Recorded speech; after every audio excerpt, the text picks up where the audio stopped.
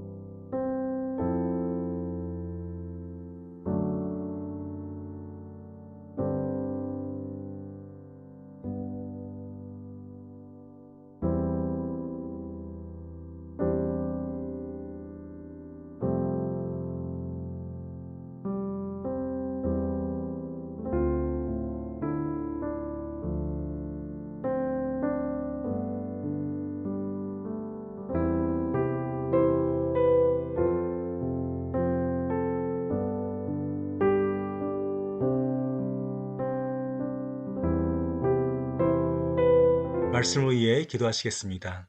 주님, 오늘도 변함없이 저희를 돌보아 주시고 은혜로 함께 하심을 진실로 감사드립니다.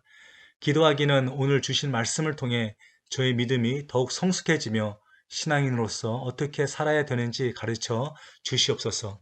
귀하신 주님의 이름으로 기도합니다. 아멘. 오늘 말씀은 살아있는 부모의 신앙이란 제목으로 하나님의 말씀을 선포하겠습니다. 여러분, 부모가 된 저희로서 하나님께서 주신 선물 중에 가장 값진 선물이 있다면 무엇이라고 생각하십니까? 여러분들이 하나님께 받은 축복 중에 가장 귀한 것은 무엇이라고 생각하십니까? 여러 면으로 답을 하실 수 있겠지만 한빛 성도님들을 떠나 대부분 부모님들은 이렇게 대답하실 것 같습니다. 바로 하나님이 저에게 주신 가장 값진 선물은 자녀라고요. 저도 19살 먹은 아들과 18살인 딸이 있는데요. 그냥 그들의 얼굴만 봐도 기쁘고 너무 행복합니다. 특히 저희 자녀들이 아빠라고 할 때 저희 아내에겐 미안하지만 지금은 자기야 아니면 여보 할 때보다 아빠라는 소리가 너무 좋고 새롭고 제가 아직 철이 없어서 그러지는 몰라도 내가 정말 아빠인가 할 정도로 매일 기쁩니다. 반면에 세상에서 가장 슬픈 일이 있다면 바로 값진 선물인 자녀를 먼저 잃어버리는 것 같습니다. 그래서 어르신들이 말씀하시길 자녀에게 있어서 가장 큰 불효는 부모님보다 먼저 세상을 떠나는 것이라고 합니다. 저 역시 부모이기 전에는 이 말이 가슴에 다가오지 않았지만 지금은 아이들을 볼 때에 어르신들이 하신 이 말씀이 마음 깊은 곳에까지 느껴지고 있습니다. 오늘 본문에 나온 내용은 예수님께서 비유나 이야기를 만들어서 말씀하신 내용이 아니라 예수님께서 바쁘게 사역하시고 있을 때에 일어난 실제 인물이며 내용입니다. 이 말씀은 저희가 너무 많이 읽고 많은 설교를 들었기에 유대인들과 가나안 사람들 사이에 있었던 갈등이나 관계, 역사의 배경은 다음 기회에 말씀을 드리고요. 오늘은 그냥 귀신에게 괴롭힘을 당하고 있었던 딸의 한 어머니로서 말씀을 보기 원하며 이 여인의 간절함과 애타는 마음을 함께 느끼기 원합니다. 오늘 이 아침 한 15분 정도 함께 묵상하고 싶은 것은요. 저의 자녀들에게 부모로서 그들에게 세상에서 가장 값진 선물을 줄 수 있다면 무엇이 있을까? 다시 말씀드립니다. 부모로서 저의 자녀들에게 가장 값진 선물을 줄 수 있다면 그것이 바로 무엇일까? 함께 보기 원합니다. 여러분들께 먼저 질문으로 다가가기 원합니다. 여러분들은 부모로서 자녀에게 가장 값진 선물을 주기 위해 제일 먼저 해야 할 일은 무엇이라고 생각하십니까? 한 5초 정도 생각할 수 있는 시간을 드리겠습니다. 5, 4, 3, 2, 1. 먼저 저희가 해야 할 일은 아주 간단합니다. 저희 자녀들에게 가장 값진 선물을 주기 위해서 이 땅에 있는 모든 것들 중에 가장 귀한 것을 찾으시면 됩니다. 그럼 다시 질문하겠습니다. 이 땅에서 모든 것들 중에 무엇이 여러분들에게는 가장 값지며 무엇이 가장 귀하십니까? 맞습니다. 살아가면서 물질도 필요하고요. 성공할 수 있는 지식과 열정도 필요하고요. 누구보다도 더 많은 기술을 가지고 있으면 이 땅에서 편히 살 수가 있기에 저희는 많은 물질과 시간을 투자하여 자녀들을 어려서부터 교육을 하고 있으며 양육하고 있습니다. 하지만 신앙인으로서 이 모든 것들보다 귀한 것이 있다면 바로 예수님을 열심히 믿되 똑바로 믿는 믿음인 것 같습니다. 그리고 이 신앙을 물려주는 것이 저희 자녀들에게 있어서 가장 귀한 선물인 것 같습니다. 하지만 문제는 부모가 된 저희가 먼저 올바른 신앙을 가져야 되며 예수님이 어떠한 분이신지 정확히 알아야 저의 자녀들에게도 살아있는 신앙을 물려줄 수 있겠지요. 오늘 말씀에 나온 내용을 보게 되면 귀신 들린 딸의 어머니는 예수님이 어떤 분이시며 무엇을 하실 수 있는지 정확히 알고 있었습니다. 저희는 어떻게 해서 이 어머니가 예수님을 알게 되었으며 언제부터 예수님을 믿게 되었는지 잘 알 수는 없지만 이 어머니의 고백을 통해 알 수 있는 것은 예수님이 어떠한 분이시며 귀신 들린 딸을 고쳐줄 수 있는 능력의 분이라는 것을 믿고 있었습니다. 22절은 이렇게 기록하고 있습니다. 가나안 여자 하나가 그 지경에서 나와서 소리질러 이르되 주 다윗의 자손이여 나를 불쌍히 여기소서 내 딸이 흉악하게 귀신 들렸나이다 하되 Lord, son of David 라고 소리질러 고백한 것은요. 그녀 역시 주님을 지금까지 기다리고 있었던 메시아로 믿고 있었으며 하나님으로 인정하고 있었던 것이지요. 이 칭호는요. 구약 말씀에서 많은 선지자들이 예언을 통해 믿고 있었던 앞으로 오실 메시아를 칭하고 있는 것이었으며 유대인들은 자신들을 구원하실 메시아가 다윗의 혈통으로 오실 것을 믿고 또한 알고 있었습니다. 특히 예수님 당시 유대인들은요.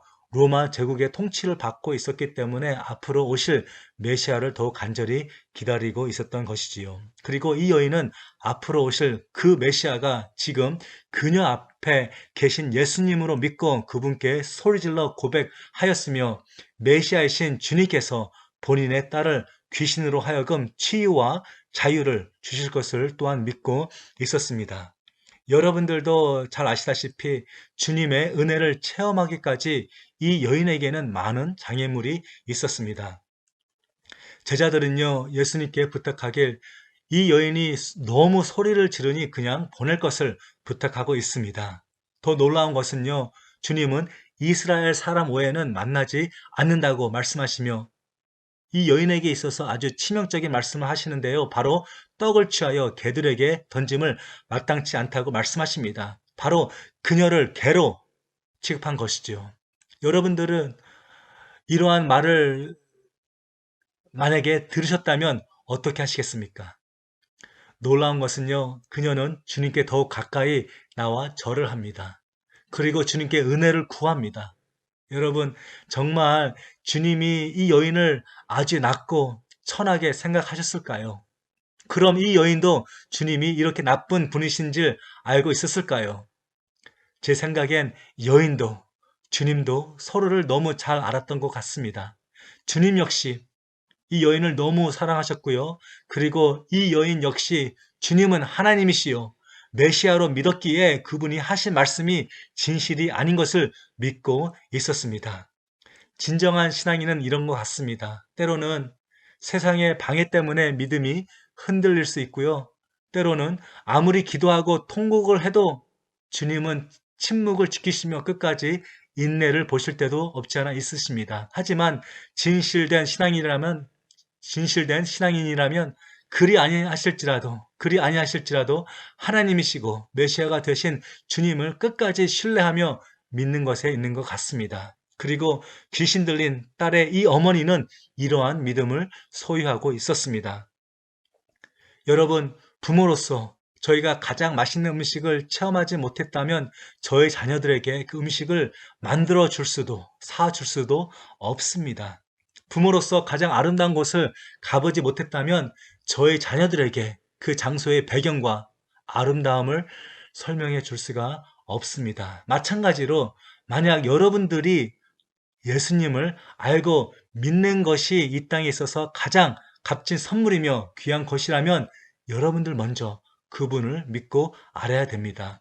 그래야 저희 자녀들에게 그분이 어떠한 분이시며 주님께서 무엇을 하실 수 있는 분이신지를 정확히 알려줄 수 있는 것이지요. 자녀에게 있어서 그들이 보고 듣고 느끼고 싶은 것은요, 아브라함의 하나님도 아닙니다. 이삭과 야곱의 하나님도 아닙니다. 더 나아가 예수님의 수제자였던 베드로의 하나님도 아닙니다. 바로 그들에게 있어서 가장 가까이 있는 부모님들의 하나님을 보고 듣고 느끼길 원하고 있으며 그럴 때에 그들 역시 주 다윗의 자손이 되신 예수님을 믿고 어려운 일들이 다가올 때에 그분을 찾을 수 있게 되는 것입니다. 찬송가 94장을 보시게 되면 주 예수보다 더 귀한 것은 없네. 주 예수보다 더 귀한 것은 없네 라는 찬양이 있습니다. 여러분들이 이 귀한 것을 자녀들에게 주고 싶으시다면 먼저 여러분들이 이 귀한 주님을 만나시고 체험하시고 목숨을 다해 사랑하십시오. 그럴 때에 저의 자녀들에게 세상에서 가장 값진 선물이 되신 예수님을 소개할 수 있으며 그분을 믿고 있는 저희의 신앙을 잘 물려줄 수 있게 되는 것입니다. 말씀을 더 이어나가겠습니다. 다 같이 28절을 읽으시면 좋겠습니다. 이에 예수께서 대답하여 이르시되 여자여 내 믿음이 크도다. 내 소원대로 되리라. 내 소원대로 되리라 하시니 그때부터 그의 딸이 나으니라.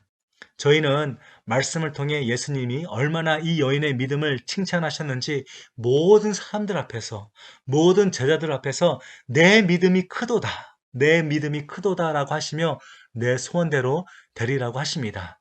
그리고 예수님이 말씀을 하신 그때에 딸이 귀신으로 하여금 나음을 얻었다고 기록하고 있습니다. 저 개인적으로 궁금증이 생겼습니다. 그것은 바로 이 어머니가 집에 도착했을 때에 제일 먼저 무엇을 했을까? 제일 먼저 무엇을 했을까? 그리고 나서 그녀의 딸에게 어떠한 신앙 고백을 했을까 생각을 해보게 되었습니다. 성경에는 기록되어 있지는 않지만 제 생각에는 집에 도착하자마자 딸의 상태를 살폈을 것이고 정말 예수님의 말씀대로 그녀의 딸이 귀신으로 하여금 고침을 받은 것을 보고 많이 기뻐하며 눈물을 흘렸을 것 같습니다. 그리고 눈물을 닦은 후 어떻게 딸이 고침을 받았는지 아주 천천히 정확하게 예수님과의 짧은 만남을 얘기해 줬을 것 같습니다. 그리고 딸과 함께 주님께 마음으로 감사를 드리며 끝까지 신앙생활을 이어나갔을 것 같습니다. 여러분, 너무 드라마 같았나요? 다시 말씀드리지만 이 내용은 성경에 기록되어 있지 않고요.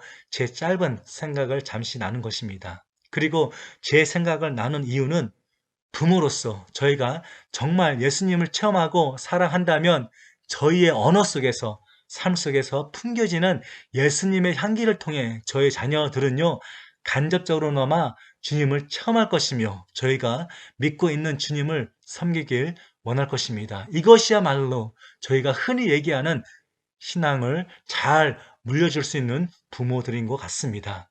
여러분, 1040 윈도 아시지요? 1040 윈도.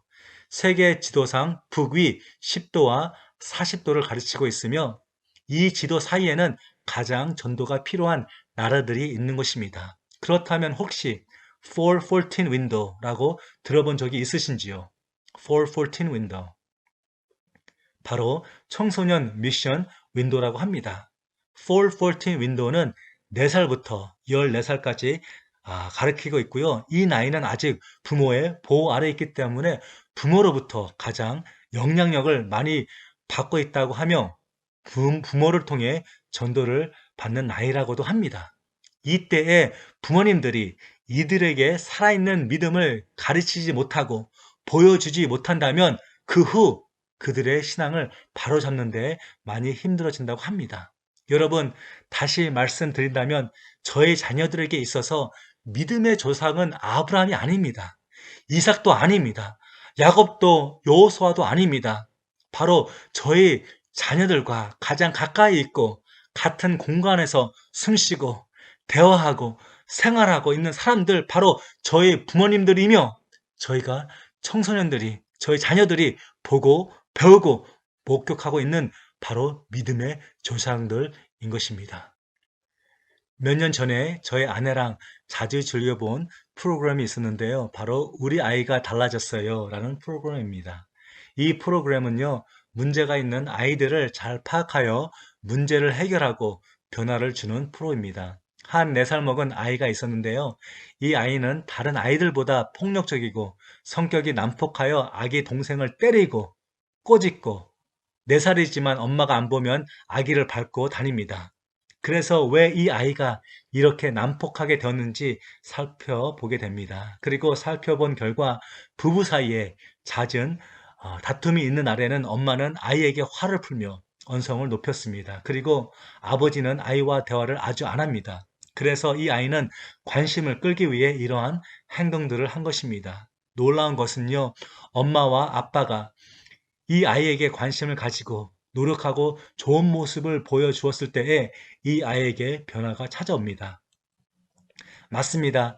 마찬가지로 저희 부모님들이 믿음의 길을 걸을 때에, 예수님의 제자의 삶을 살 때에 저희 아이들은요, 저희 자녀들은요, 저희가 믿고 있는 주님을 체험할 것이며 우리 아이들도, 우리 자녀들도 달라질 수가 있는 것입니다. 여러분, 여러분들의 자녀들이 여호수아처럼, 바울처럼, 아니면 언더워드, 조지 뮬러, 아니면 여러분들이 가장 존경하는 신앙인들처럼 자녀들이 성장하시길 원하십니까? 그러면 여러분들이 살아있는 여호수아가 되어야 됩니다.